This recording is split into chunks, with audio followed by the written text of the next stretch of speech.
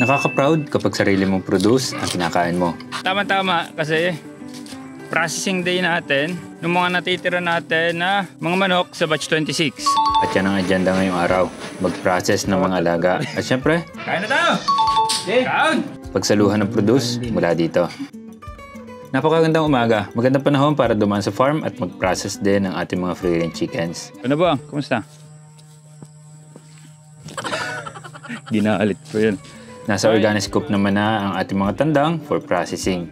Meron din tayong dalawang inahin na undersize. Malakas naman sila pero hindi na kasi sila magpuproduce efficiently, kaya ikal na lang natin.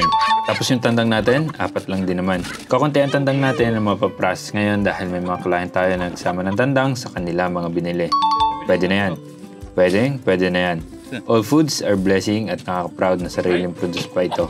Yan nga pala, ang mga panggatong natin, lahat ay galing sa tabi-tabi. Itong mga kawain na natumba kasi ay magandang panggatong kahit katatapos ng ulan. Ay hala, lingas yan panigurado. Ito ang problema, ang aming ever-dependable na tricycle nasa biyahe.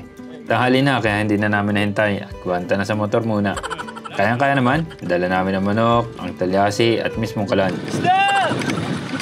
Stop! Ay para nakakaawa itsura na Jampol dito ah. Dagis na eh. Nabuhay naman hanggang sa bahay at walang nalaglag. Nag-start na kami kagad magpa-apoy. At basa ang mga kahoy, hindi namin nahakot kasi ang mga kabayan kanina. Pagkaigihin ang pwedeng pagkaigihin.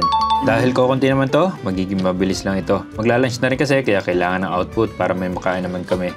Medyo maliliit na ang natirang mga tandang dahil napamilya na. Sa isang flock kasi, hindi mawawala ng maliliit. Sila yung bungkot sa pecking order. Sila ang huling tumutuka. At sila din ang binubugbog ng mga nantitrip na manok pag bored sila. Anyway, nang mabuksan ko ang dalawang manok, pinatadtad ko na kay Jampol. Siya na ang bahala para ako'y makapag-prepare ng mga ingredients ng lulutuin na tanghalian. Tapos na rin ang pagtatanggal ng balahibo ng lahat ng manok. Diba? Sabi na nga ba at saglit lang are. Anong gusto niyo nga luto? Ano? Ha? Kinilaw. Kinilaw. Sabog ang tayo mo dyan. Pakaltong na lang ang lulutuin natin. All-time favorite. Konti lang ang ingredients nito. Sibuyas, bawang, luya. Pitpitin lang yan.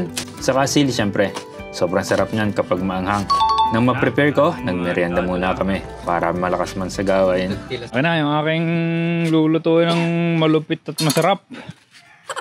Masarap ang pagkakatad rin. Pag sa pakaltong, pagkatapos hugasan mabuti, mas maganda na madrain ng husto ng tubig para madaling makaltong. Kaya magandang gumamit ng strainer. Maraming beses ko nang na-vlog kung paano magluto ng pakaltong. Madalas kasi ito ang menu namin, lalo na kung manok mula sa farm ang aming lulutuin. Ito nga pala, di ba? Napansin nyo, kanina pa ako may headset, di ba? Halos malimutan ko na nga na may headset ako eh. Tapos hindi siya nalalaglag kahit anong galaw ko, di ba? Ito yung Soundcore V20i by Anker. Open ear siya, hindi siya nakasuksok sa aking tenga. Kaya comfortable siya, tapos hindi siya masakit sa tenga. Halos makalimutan ko nga siya, pero ang sound niya, solid na solid. Tama na nga ang promote, isa lang na natin ang manok. Itong wok pala ang ginamit ko para mukhang pro. Kaso sobrang dami pala. Mahirap haluin. Kaya nilipat ko pa sa talyase. Nagmakatuloy ko konti. Pero sapat na sa amin yan. 5 lang naman kaming kakain kasi wala si Jake, nasa trabaho. Kasabay ng halos pagpaluto na ulam, natapos din sa processing. Nilalagay ko ito sa freezer ng isahan na. Kukuha na lang ng paglulutuin. Tapos kung kailangan itadtad, edi tadtadin. Pag kailangan buo, maganda kasi buo pa ang manok natin. Madaling magtadtad, pero imposible na magbuo ng manok. Ginagawa na naming tradisyon ito ang pagkain ng sariling produce. Kasama na rin si Jampol at Lima nakatulong ko sa pagpaprocess. Pag madami, binibigyan ko rin sila. Pero as of now, ilan kasi. At ang nangyayari din kasi, niluluto namin ito sa mga vlogs. Kaya kami rin ang kakain ito. Ate, ang bag ko ha, yung pakaltong. Yan, sarap niyan. Ikaw, Jampol, ano ang bag mo? Siyempre ring lettuce. So, sariwang-sariwa. Saan galing yan? Doon sa ating farm. Ikaw, Jema, anong dala mo? Siyempre, pinagtimpla ko kayo ng juice tsaka tubig. Eh, baka kayo malugan. Isinabaw. Baka kayo malugan eh.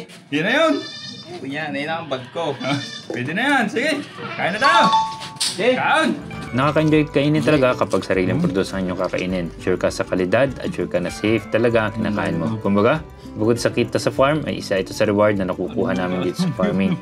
Nakaka-enjoy lalo kapag salo-salo. Next time, kasama ulit namin si G sa kainan. Yun lang, peace.